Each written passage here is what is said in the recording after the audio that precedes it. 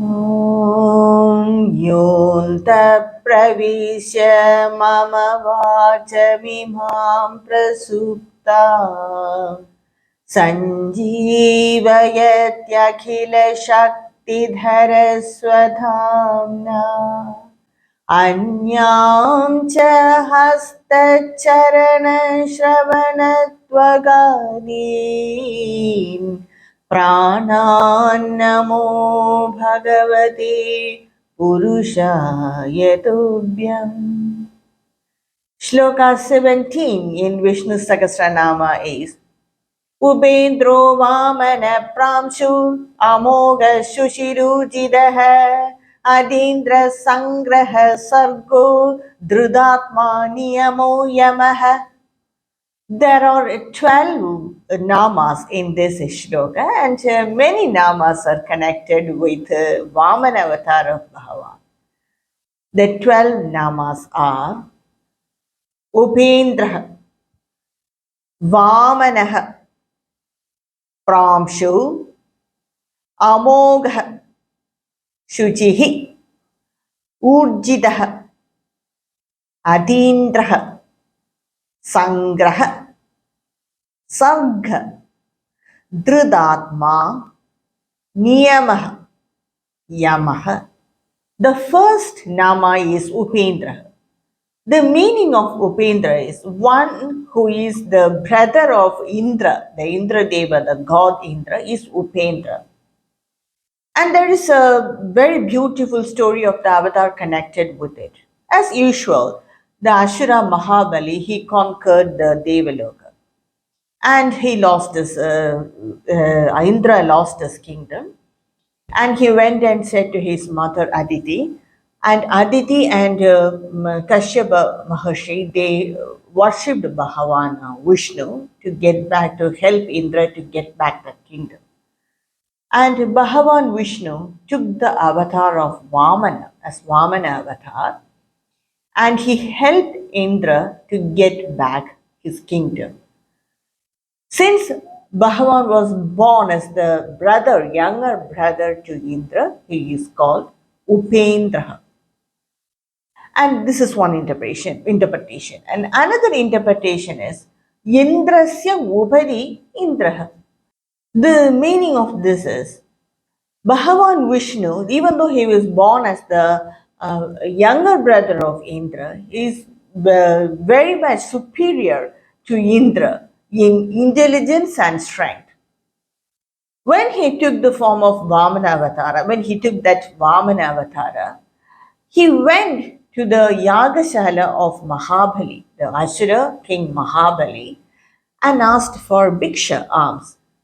And since it is customary to give whatever anyone asks, a Bhiksha asks in the Yagna, Mahabali immediately agreed to give it, and Bhagavan Vishnu, in the form of Vamana, he asked for 3 feet of land, and immediately Mahabali said, "Okay, so such a small child, I can give 3 feet of land." And immediately he did the argya, that is the ritual connected pouring water before giving the alms. When he did that argya, so now it's assured Mahabali is going to give that 3 feet of land as Bhiksha. Immediately, Bhagavan Vishnu, in the form of Vamana Avatar, he grew. He grew in size and height. And he measured the whole of the Bhuloka with his 1 feet, Swarga with another feet, and he didn't have any other place to keep his third feet. So he asked Mahabali, "What should I do now?" And immediately Mahabali bowed down to Mahavishnu, and Mahavishnu, as a blessing, he kept his third feet on the head of Mahabali. So definitely this is an intelligent act of Mahavishnu, and so he is superior than Indra.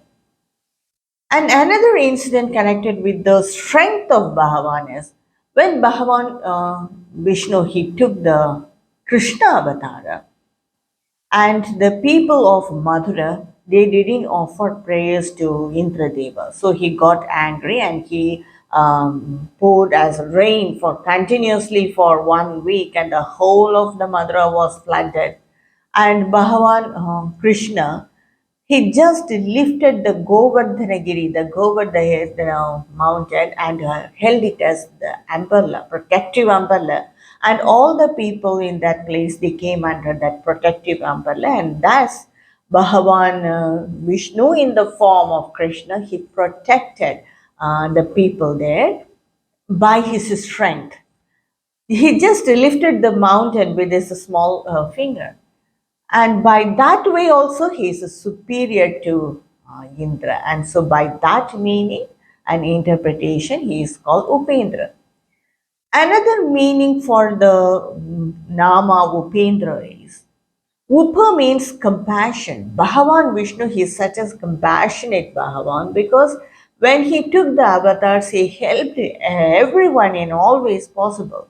When he took the Rama avatar, he helped Jadayu. When he took the Krishna avatar, no need to say. Kubja, she was maid to Hamsa, and she had that hunchback. And Bhagavan Krishna, he just lifted her up and made her back straight. That is one act of compassion. Another very famous act of compassion was there were 16,000 girls staying in the prison of Narakasura. Bhagavan Krishna released them all and protected them and gave them all of them. He gave them all the facilities and the family. And so Bhagavan Krishna and Mahavishnu itself, they were said, he said as Upendra, a person with lot of compassion. So this is the meaning of the word Upendra. The next nama is Vamana. Vamana means the Vamana avatar. Vamana means Bhagavan Vishnu, he took the form of a dove and went to the Yagashala of Mahabali. That adorable short form is Vamana. Another interpretation is he went in the form of a dwarf as a student of Kurugula, and so he is called Vamana. And Acharya writes, Vamo Badutvam Asya Asti iti Vamanaha. The short form of a Gurukula student is Vamana. And another meaning is, it is said in the Kathopanishad, part 2, canto 2, mantra 3, 223, that is, Madhye Vamanam Asinam Vishwe Deva Upasate. That short form was so adorable, and the Devas, everyone, they worshipped him. They worshipped him in the middle of their heart. And so he is called Vamana, the one who is of that adorable form and who was worshipped by all the devas in the middle of the heart. He is Vamana. And another interpretation is Vam means to emit or to eject. Bhagavan Vishnu, in that avatar, in the Vamana avatar, he ejected or he made Mahabali to emit out his pride out of him. Because Mahabali did tapas, and of course all the asuras, they do tapas only. But the tapas of Mahabali was so pure, that's why no violence or war with him cannot destroy that tapas. That's why Bhagavan Vishnu came in the form of a dove and got back all the kingdom and gave it to Indra. So that's the meaning of the word Vamana. The next nama is Pramshu. Pramshu means one who is big in size, big in form. Bhagavan Vishnu, when Mahabali, when he did that argya, he immediately grew in size. So it is a transformation from Vamana to Trivikrama, that universal form, that cosmic form. He grew big in size, and so he is called Pramshu. Another interpretation is Amsha means light. Bhagavan Vishnu, he is the light of all the objects in this creation. That we saw in many incidents, in many shlokas, previous shlokas also. Not only the light that gives luminosity or brightness, he is residing in us as intelligence and gives us light. And he is that light of all the beings. And so also he is called Pramshu, that great light, Pramshu. And the next Nama is Amogha. This Nama came in the 12th shloka also, and there the meaning given was one who gives his bhaktas everything, whatever they desire, Bhagavan gives him. So that meaning is given there. But here in this context, in this shloka, the meaning of Amogha is one whose value cannot be estimated. No one knows his value, so he is called Amogha. And another interpretation is Bhagavan Vishnu, whatever he does, it has a purpose. His actions never go futile. His actions never become purposeless. And so also he is called Amogha. The next Nama is Shuchihi. Shuchi means one who purifies everyone. When we associate with Bhagavan in any way, we may meditate on him, we may worship him, we may adore him, we may have imagined him to be with our emotions as our brother or father or anyone. The whatever way we associate with him, he purifies us. His Nama purifies us, and that's why he is a sinless person. And if we worship him, we also become sinless. So, that person who purifies everyone is Suchihi. And then who is there? None other than Bhagavan Vishnu. And that's why in the Dhyana Sloka of Vishnu Sahasranama, Bhishmacharya said that Pavitranam Pavitrancha, he is the purest of the pure. And that's the meaning of the word Suchihi. And the next Nama is Urjitaha. That is one who has immense strength is Urjitaha. And Acharya writes, Bhala Prakarsha Shalitvat Urjitaha. Bala Prakarsha, one who displays his strength. When Bhagavan Vishnu, he takes the avatar, he displays his strength by killing the Asuras or by killing the Durjanas to protect this creation. So, by that we understand his power, or otherwise we will not understand his strength. But he has immense strength. He is the total strength of this entire creation, and what more to say? And that's why he get the name Urjitaha. And the next Nama is Adindraha. Adindraha means one who is superior to Indra. He is superior to Indra, we have already seen in strength and in intelligence, but he is also superior to Indra in wealth. Bhagavan Vishnu, he has the entire wealth of this creation, so he is superior to Indra. Atindraha, superior to Indra. And he is also superior to Indra in jnana, knowledge, strength, purity in all ways. He is superior to Indra. And so he is called Atindraha. And according to Vedanta, Indra represents the mind and the intellect. And Bhagavan Vishnu, he is the Atma, Antaratma. And in that way also, he is superior to Indra. And so he gets this name as Atindraha. The next Nama is Sangraha. Sangraha means one who holds everything together.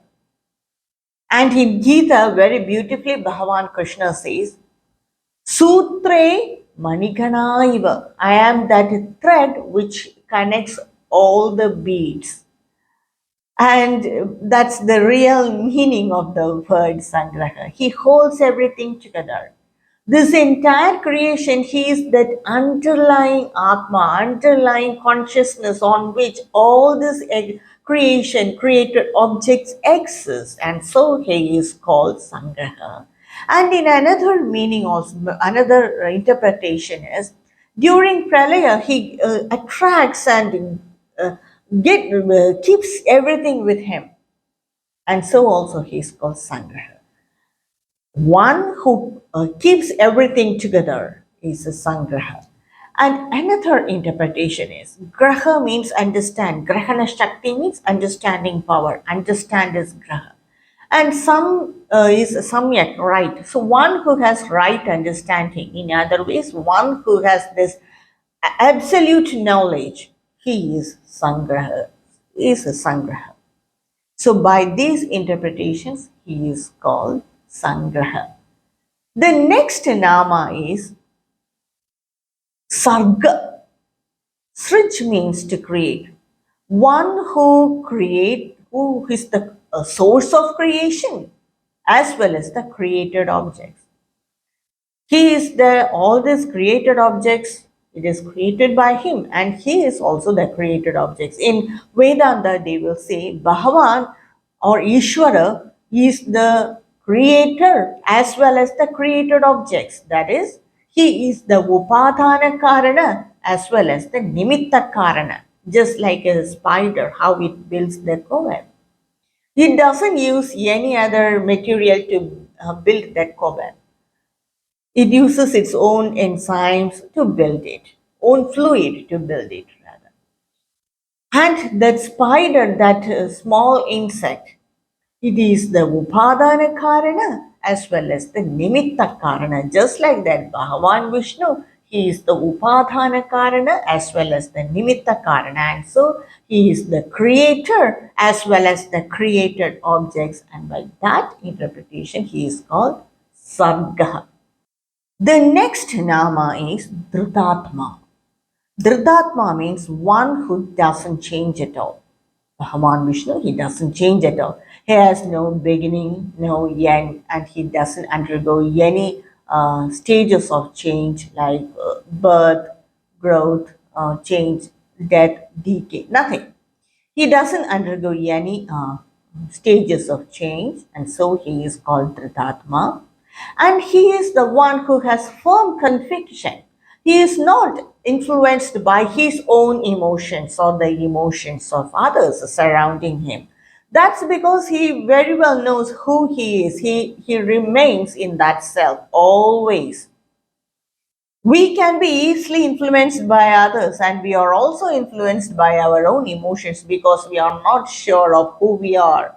We think that we are this mind and intellect, and when someone affects our mind, we are disturbed. But Bhagavan Krishna, even when anyone affects his mind, he is very sure that he is not the mind and intellect, and he is Brahman. He knows it very well, and so nothing can influence him, his own emotions or the emotions of other, and so he is called Dhritatma, one who has firm conviction or one who doesn't change his form. He remains same always.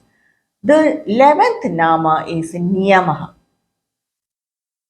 Niyama means one who controls everything from outside.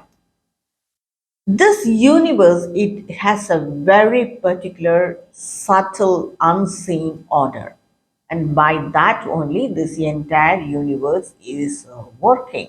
No one knows it about it, and no one can feel it or no one can see it. So subtle and unseen.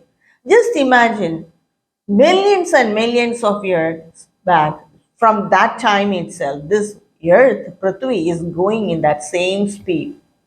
If it increases its speed, what will happen to all of us? What will happen to all of our so far hard earned everything? Everything will go waste, isn't it? So everything in this universe has a very definite order, and Bhagavan Vishnu, he controls that order. Just imagine each planet, they are moving in its own speed, and the sun doesn't move, and the entire galaxy is there. So, all this they follow a particular order, and that order of all beings, are controlled by Bhagavan. If at all anyone want to overtake that order, it must be only human beings, not even animals overtake that. And for that purpose only, at times we are punished and we are made to follow that order. And Bhagavan Vishnu, he is the controller of this entire creation. And the next Nama also is connected with it. The next Nama is Yamaha. Yama means one who controls from inside as Andar Atma. He remains in us and he controls everything from inside. And this is very beautifully explained in the Brihadaranyaka Upanishad, chapter 3, section 7, mantra 15. Not only this mantra, one of two mantras following these mantras are also explain this concept.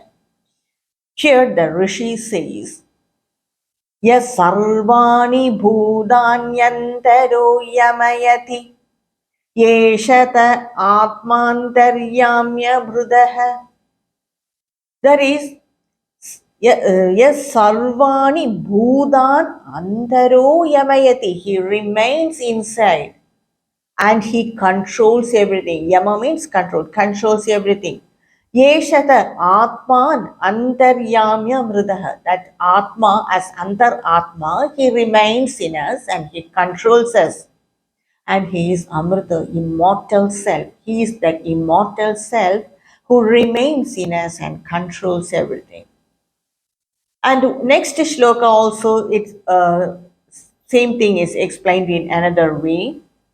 Who controls the nose from inside. All the five sense organs and the subtle senses are explained. He controls the nose from inside as the internal ruler, as the immortal self. And another shloka says, the next shloka says, he controls the organ of speech from in within as the immortal self, as the inner ruler. Then he controls the eyes, he controls the ears. Like that, he controls everything from inside as Antaratma. And so he is called Yamaha. So these are the 12 namas in this shloka. The summary of this shloka is Bhagavan Vishnu. Many of this nama are connected with the Vamana avatar which Bhagavan Vishnu took some times back. Bhagavan Vishnu born as the younger brother of Indra, and so he was called Upendra. So he is called Upendra, and he by as being born as Upendra, he took the Vamana avatar, a very short, adorable form, and he is called Vamana. And another name is Pramshu. He grew in size and the Vamana avatar. As a Vamana, he became Trivikrama. He grew in size. And he always acts with a definite purpose. And for none of his acts go without any purpose. And when anyone associates with Bhagavan, in whatever way it may be, that person is purified. And he is superior to Indra in all ways, and he holds this creation together.